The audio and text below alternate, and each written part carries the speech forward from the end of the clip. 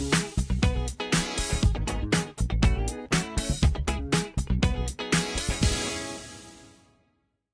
Everyone. आज हम करने जा रहे हैं एक्सरसाइज 15A, जिसमें हम ये जानने की कोशिश करेंगे कि आपका पॉलीहेड्रा और नॉन पॉलीहेड्रा की शेप्स जो होती हैं वो एक्चुअल में होती हैं और या फिर कैसी होती हैं। ठीक है। एंड उसके टाइप्स पढ़ेंगे, जैसे रेगुलर पॉलीहेड्रा हो गया और इरेगुलर पॉलीहेड्रा हो गया। उसमें कॉनकेव और कॉन्वेक्स पॉलीहेड्रा भी आ जाता है आपका। तो ये सारी चीजें हम आज करने वाले हैं। तो सबसे पहले क्वेश्चन वन को देख लेते हैं। हमें क्वेश्चन वन में पूछा है some real life examples of polyhedra and non polyhedra.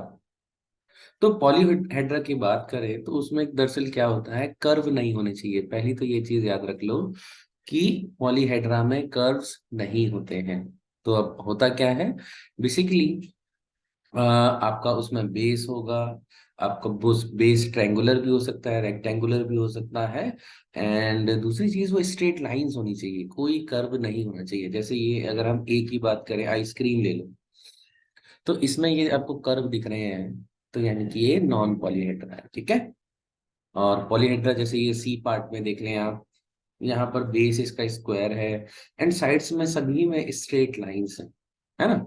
तो इस तरीके के जितने स्ट्रक्चर्स आपको देखने को मिलेंगे वो पॉलीहेड्रा में कंसीडर किए जाएंगे। तो चलो रियल लाइफ की बात कर लें। अगर हम बात करें पॉली पॉलीहेड्रा की, किसकी बात करें, पॉलीहेड्रा की। ठीक है। सो पॉलीहेड्रा का रियल लाइफ एग्जांपल तो एक आप ये ले लो, यहाँ पे बना ही हुआ है, फुटबॉल ले लो, है ना। सी पार्ट की अगर हम बात करें, हो गया। दूसरा एग्जांपल ले लो, पिरामिड, क्योंकि है ना, साइड्स भी इक्वल होनी जरूरी है ना। और अगर नहीं होंगी तो वो इरेगुलर मिलेंगे। चलिए, पिरामिड दो एग्जांपल हो गए आपका। वो जो पासा नहीं होता है, डाइस बोलते हैं जिसे इंग्लिश में, पासा जिससे लूडो खेलते हैं वगैरह है, तो वो ये आपका पॉलीहेड्रा हो गया। और मान लेते हैं हम एक एग्जांपल और ले लेते हैं, आपका ब्रिक ले लेते हैं। ब्रिक ईंट नहीं होती है जिससे मकान वगैरह बनाए जाते हैं, तो ब्रिक। ये चारों एग्जांपल्स आपके रेगुलर पॉलीहेड्रा के होंगे। ठीक है। अब नॉन पॉलीहेड्रा की बात करें तो कोई सा भी एग्जांपल ले लो जिसमें कर्व आ जाए, है ना।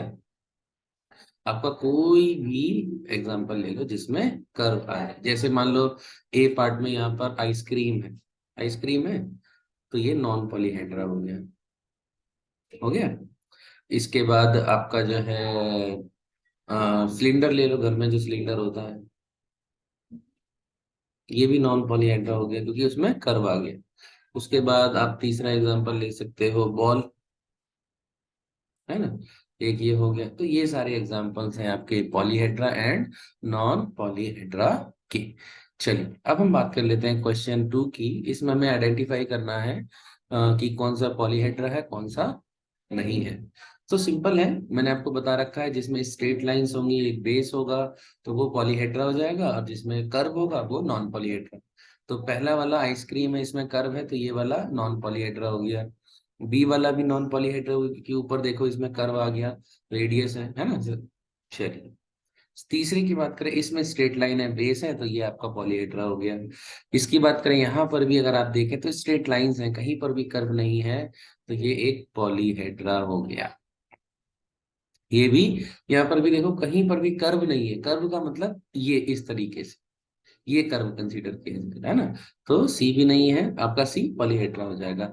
अब यहाँ पर देखो ये इस तरीके से कर्व बने हुए हैं, तो ये आपका पॉलीहेड्रा नहीं है। ठीक है।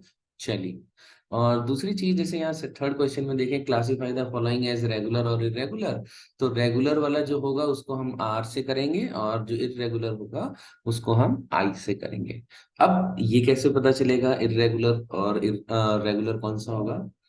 तो इरेगुलर, जब हम रेगुलर की बात करेंगे तो रेगुलर में जैसे ये कॉलम ये बना हुआ है एक, इसका हम बेस ले लेते हैं, तो जितने भी बेस होंगे वो सभी इस डायमेंशन के होंगे। डायमेंशन से मतलब है सभी की जो डायमेंशन है वो इक्वल होगी। अगर सारी डायमेंशन इक्वल होती हैं तो सभी डायमेंशन से मतलब है उससे जैसे रिलेटेड, तो वो रेगुलर पॉलीहेड्रा में आ जाएगा।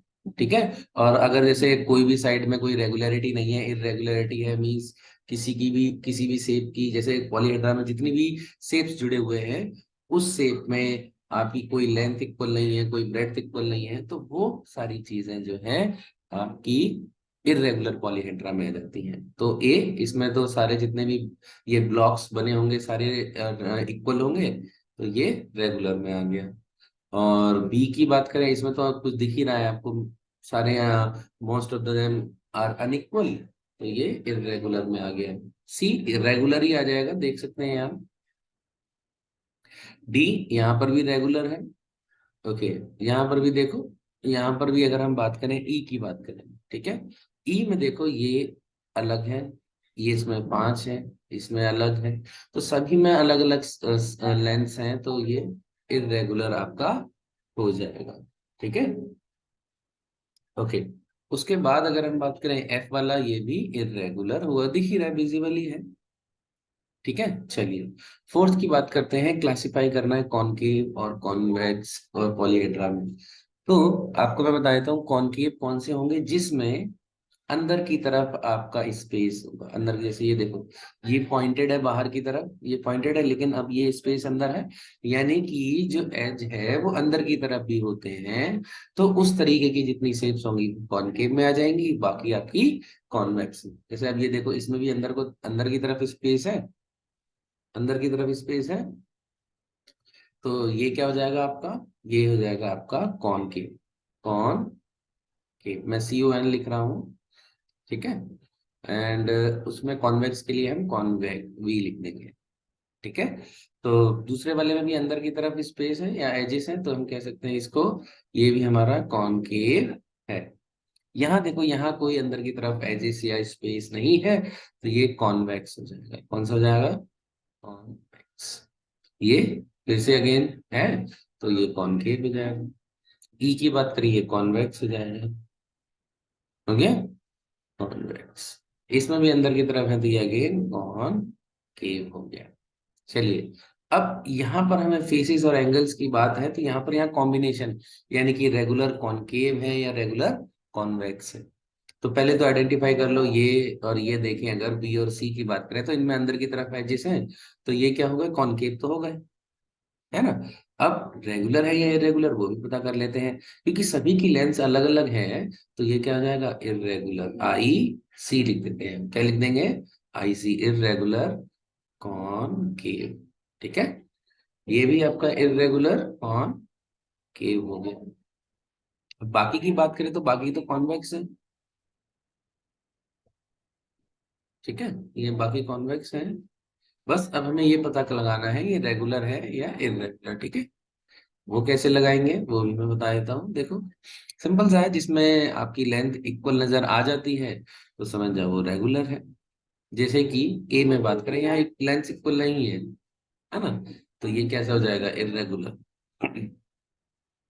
और बी तो हो गया, सी हो गया हमारा, डी, डी पर आते हैं अगर, तो डी वाला भी आपका इरेगुलर है, क्योंकि यहाँ पर लेंस अनइक्वल है। और ये वाला आपका रेगुलर हो गया।